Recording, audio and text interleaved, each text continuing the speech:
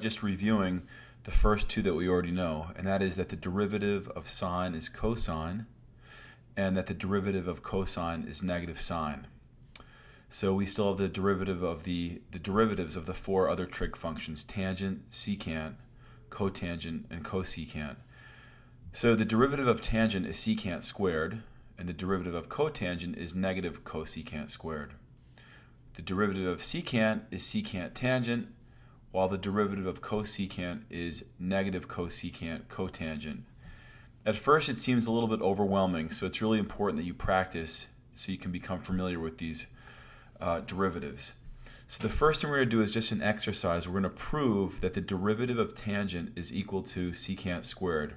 So rather than just accepting that it's true, I'm actually going to do a more of a formal proof. Okay, so we're going to start with this. We're going to start with the derivative of tangent x. And that can be rewritten in the following way. The derivative of tangent, we can use the quotient rule and say that that's the derivative of sine x over cosine x. Now, once it's written like this, we can think of it as a quotient, and we can use the quotient rule. And off to the side, we can do f, f prime, g, g prime, like we did in the other lesson. So the top function is sine. Its derivative is cosine. The bottom function is cosine, and its derivative is negative sine. So if we take the derivative using the quotient rule, it's going to be the bottom, which is cosine, times the derivative of the top, which is also cosine, minus the top, which is sine, times the derivative of the bottom, which is negative sine. And all of this is over the bottom squared. So this would be cosine squared x. Now when we look at this, there's an interesting result. Cosine times cosine is cosine squared. And then two negatives multiplied make a positive, plus sine squared, all over cosine squared. Hopefully you can see where this is going at this point. The whole numerator is just the Pythagorean identity. Cosine squared plus sine squared is 1, and 1 over cosine squared is equal to secant squared. And that's exactly what we were going for. So the derivative of tan is secant squared, and here is the proof for that. Okay, now we're going to do that the derivative of secant is secant tangent. And we're going to do it in a very, very similar way. So the first thing I'm going to do is I'm going to rewrite secant as the quotient 1 over cosine. And I think I'm going to forego this f, f prime, g, g prime chart, and I'm just going to sort of rely on the rule. So the rule says if you're trying to find the derivative of a quotient, it's going to be the bottom times the derivative of the top. The derivative of 1 is 0, minus the top times the derivative of the bottom. And all of this is over the bottom squared. All right, well, anything times 0 just gets eliminated. So we're going to be left with sine x over cosine squared x. But I'm going to split that up into cosine x times cosine x.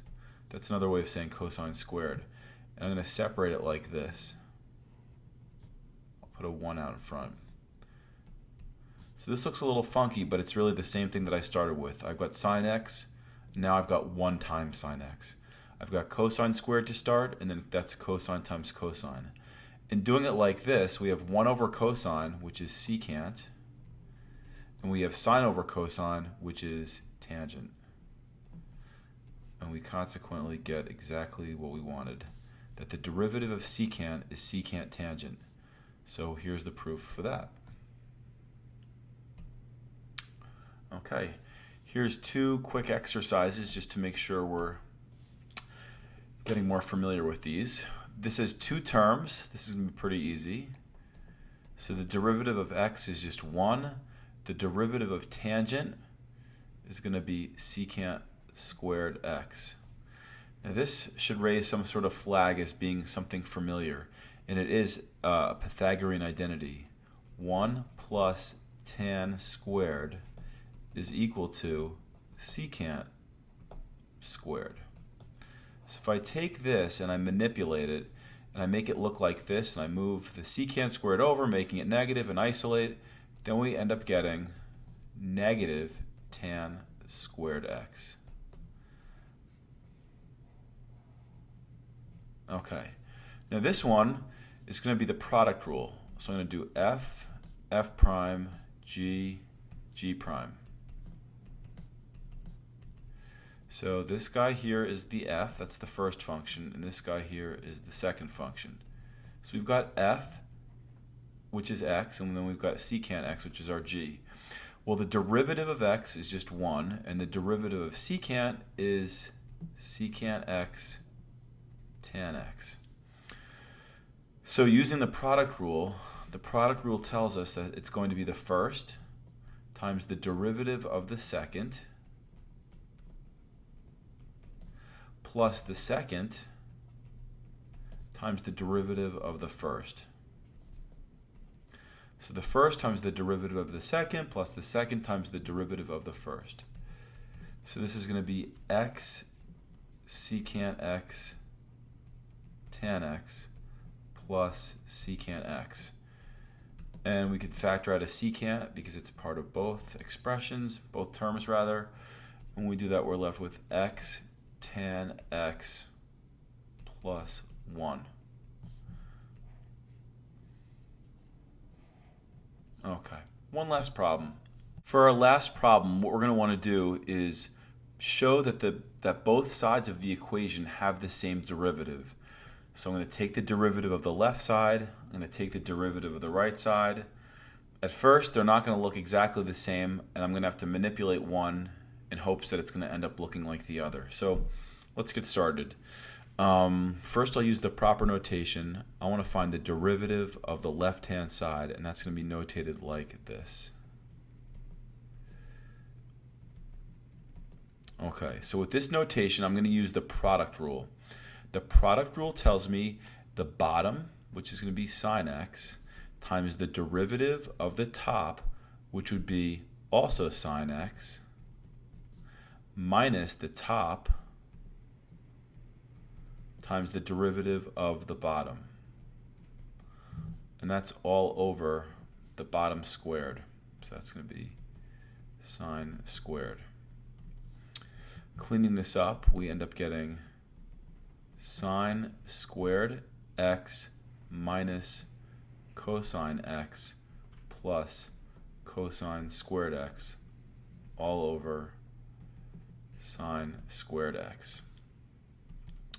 Now, for those of you who have had me before, I like to use a property called the telephone.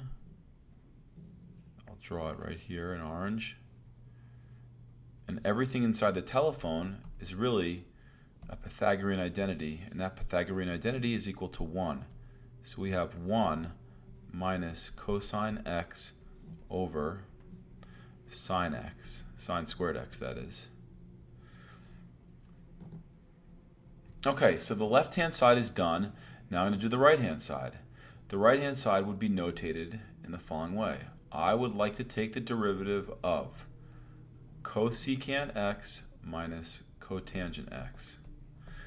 So hopefully we can do this without referring back to our rules, but the derivative of cosecant is going to be negative cosecant cotangent. Go ahead, you can look back if you need to. The derivative of negative cotangent is going to be the opposite of what cotangent is. Now, the derivative of cotangent is negative cosecant squared, so this is going to be positive cosecant squared. That's as far as we're going to go with that side. Now, when you look at this derivative of the right and this derivative of the left, they obviously don't look the same. So we're going to manipulate this a little bit in hopes that one ends up looking like the other. So I'm going to say 1 over sine squared x minus 1 over sine x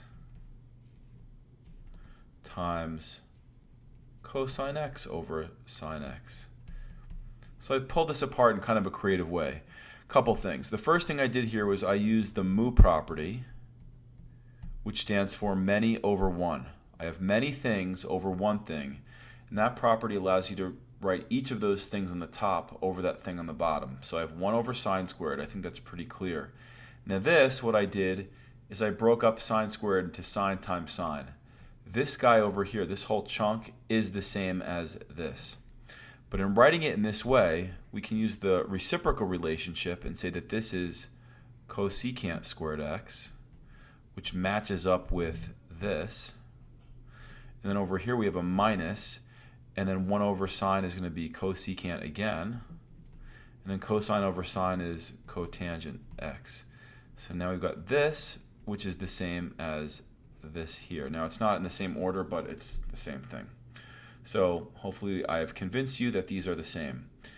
One final note, and that is you just need to memorize these, but I want to give you a little tip that might help you, and that is if you're taking the derivative of any trig function that doesn't begin with c, the answer will be positive. See how all of these are positive? Conversely, if I'm taking the derivative of any trig function that does begin with c, the result is negative in all those cases. So that could be something that's helpful when you're trying to cue these up in your brain. Okay, good luck.